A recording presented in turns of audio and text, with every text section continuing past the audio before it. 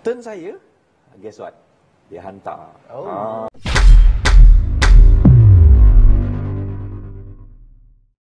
Cara ataupun teknik membina rapport adalah dengan memuji. Psychologically bila kita puji orang yang baru kita kenal, kita seolah-olah macam bagusnya dia ni. Perasan tak Ola, Nana ataupun penonton-penonton di rumah, kadang-kadang kita jumpa dengan orang yang baru kita jumpa tapi seolah-olah macam aku rasa selesa dengan dia. Betul. Membuatkan kadang-kadang kita terkeluar pula kita punya cerita-cerita pasal family kan. Sebab apa? Sebab kita dah membina rapport dengan dia. So soalan Nana tadi, macam mana nak make sure ataupun membuatkan perbualan singkat itu dapat dipanjangkan ataupun dapat orang rasa macam bagus dia ni. Hubungannya berkekalan. Berkekalan. Salah satu tekniknya adalah dengan memuji.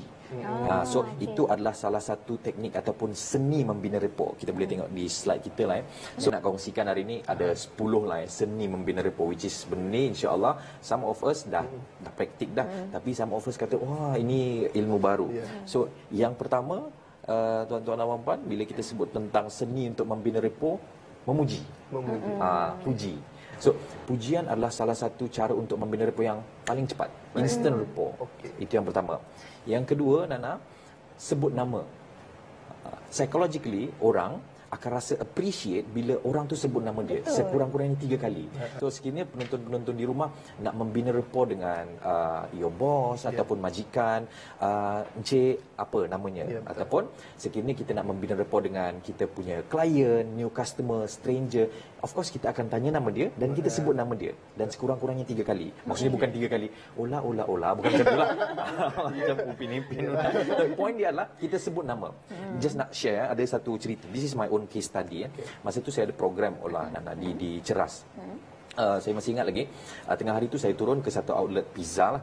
So masa tu outlet pizza tu adalah outlet delivery. So sebenarnya outlet delivery ni kecil je kan, dia tak macam outlet biasa kan. So masa tu bila saya beratur, saya line up dan kemudian sampai turn saya, dan saya tengok cashier tu, saya tak ingat namanya, let's say nama dia Aisyah lah. Okey Aisyah, bagi saya pizza sekian-sekian dan sekian-sekian. Lepas tu dia tanya, minum? Aisyah bagi saya Pepsi. Alright. Kemudian dia kira total RM27. So saya bagi duit dan kemudian dia bagi balance dan saya kata, terima kasih Aisyah. Dan kemudian saya pun duduk.